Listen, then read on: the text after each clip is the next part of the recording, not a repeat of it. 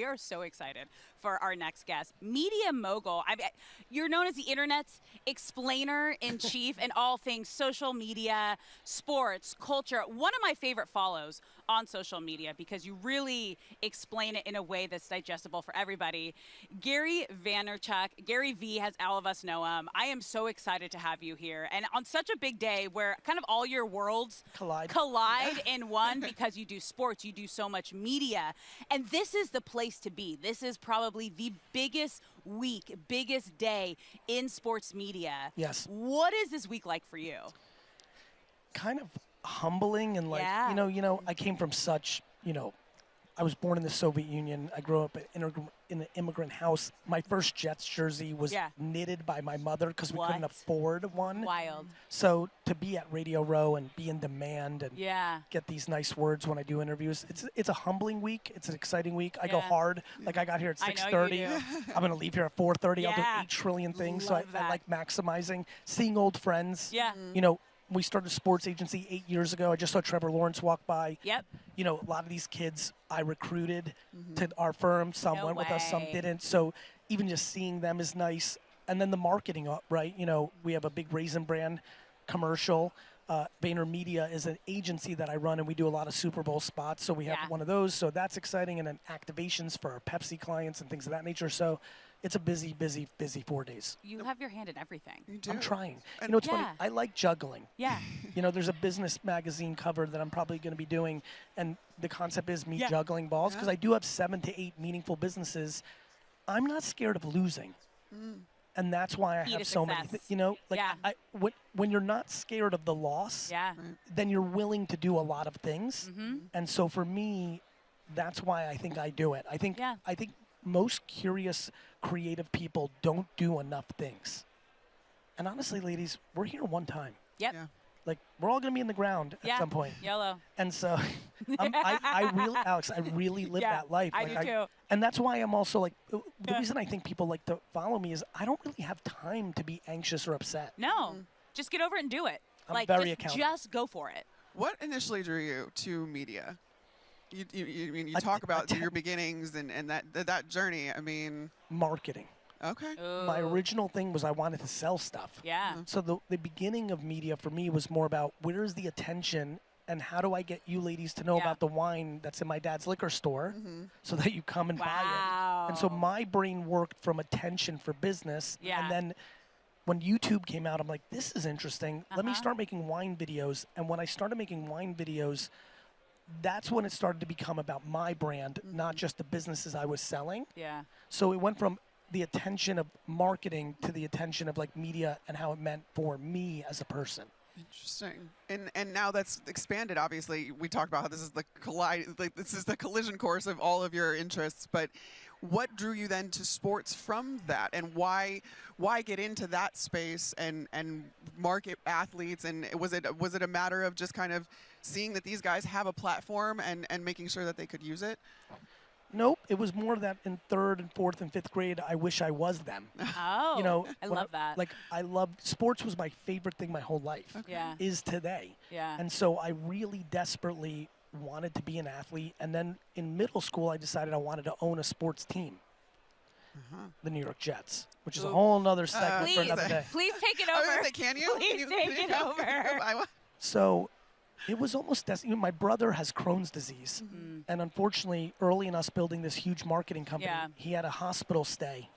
And kind of came out of it shook. And he said, you know what? I want to live a life that I want to live. Yeah. And I don't love the marketing thing. I love sports. I want to be an agent. Wow. And that became the first seed of us starting Vayner Sports.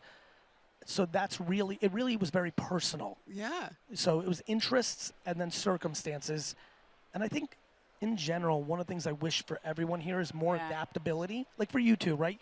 You're locked into this incredible career. Yeah. But like tomorrow something could happen. Oh, yeah. And like, are you open to being like, wait a minute, I want to do that too? Shift. Or shift. Yeah, you have to be able to adjust and adapt with the culture. Correct, and you know this. Most people don't. Yeah. Right. They're scared about losing money. Yeah, no. They're scared about their bills. There's all these things that are going on. And so, Yeah. So let me paint the picture here, right? Because Radio Row is a really special place. And it is your two big sports and marketing put together. As we just saw Trevor Lawrence, like MVP candidate. You just see Christian McCaffrey walking by. And a lot of these guys are wearing branded shirts. So you work with athletes, you work with brands. What advice are you giving someone who is looking to brand themselves and get to a place where you can be your own billboard? Yeah, because that's what it is. I mean, that's another huge income for a lot of these athletes and a lot of these companies. Well, that was what I was the Pied Piper of. Yeah. I wrote a book in 2009 called Crush It. Yeah. Where I said everybody could get famous on this social media thing. Yeah. And it became true. It became true. So what do I think? I think you need followers. I think you need people to pay attention. Yeah. How you get them is what I'm more interested in. Authentic?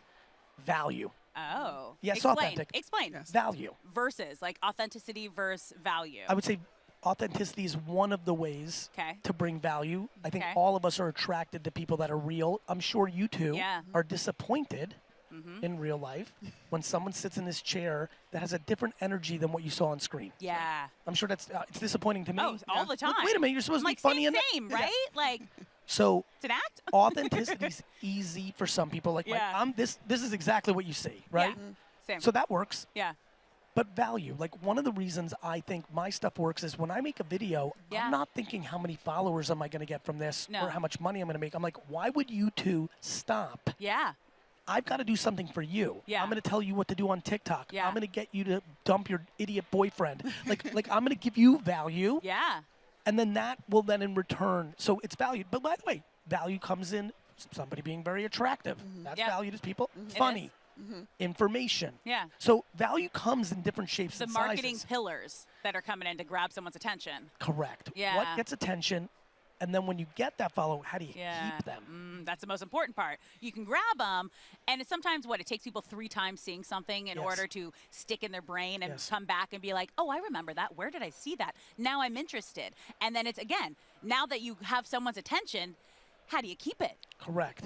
And so that becomes the game of somebody who's like back in music terms, a one-hit wonder versus the Rolling Stones, right? Yes. So I think in long term, I think marathon versus sprint. Love that. I think, do you want one deal once because you were popular and went viral, or do you want to be forever? Yeah. And, I think if you're going to be forever, you have to think about what's in it for them. Is there one single principle that you kind of let guide you through everything when it comes to, because again, you have your hand in so many different things. Is there one core thing that you come back to every time and says, I need to do this to make sure that everything is consistent, everything is authentic, everything is, I have longevity in this?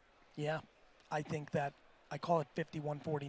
Okay. I must give them, you, in this interview, I must give you 51% of the value at least. Yeah. I'll know what to do with my 49, AKA give more than you take. Yeah. Give more than you take. Give more than you take. That's a beautiful sentiment. I love that. Okay, you talked about consistency and going for the marathon over the sprint. And I think Super Bowl commercials, right, have gone the marathon because linear advertising, TV is kind of on the down while social media and everything's on the up. Why do you think that Super Bowl commercials are still as captivating? Because there's people, me included, that if I'm not working the game, I want to be home glued to my TV because I want to see every single moment and ad surrounding the Super Bowl because it's just become a part of the culture more so by the way, than the commercial. The culture. Yeah. Super Bowl commercials 30 years ago tipped over and became part of our culture. Yeah. The end. It actually mattered. By the way, I've built, to give you context, we have 2,500 employees. It's a $400 million a year business. I have a very big marketing firm. We've won on telling our clients that regular television commercials are very overpriced. Yes. And that Super Bowl is underpriced. Yeah. Interesting. Okay, Underpriced. so I saw you have is it a Kellogg's commercial? Correct. Raisin Bran. Raisin Bran. With Will Shat. William Shatner in a commercial where we're trying to make America know that fiber's important. It is. And huge. Raisin Bran has it. Good for your guts. And Will Shat Oh my God, I just got there. Yes. Will Genius.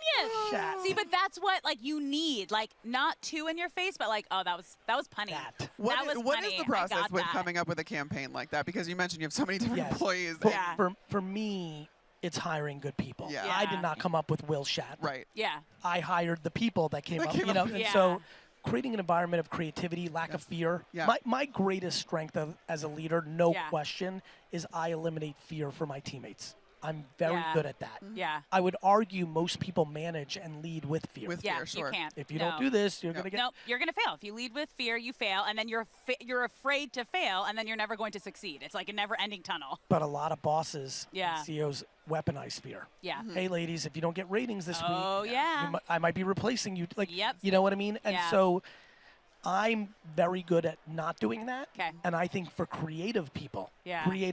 Yes. that's what gets them into a place, right? If they're like, creative It's the people want freedom. to, they want to be, Yeah. Yes. they're hippies. Right. You know who they are. Yeah. Gary, we could talk to you literally for hours. Ladies, you're more than welcome. I know. Unfortunately, like All we right. have like we're on a time. Like the next I show's get up it. I get in it. 1 minute. I got it. I You got to am make money. so Got to run those fa- ads. Got it. I am so fascinated by like everything that you say that comes out. Thank It's you. such great motivation, and I appreciate you so much for taking the time and coming to chat with us. Thanks for having me.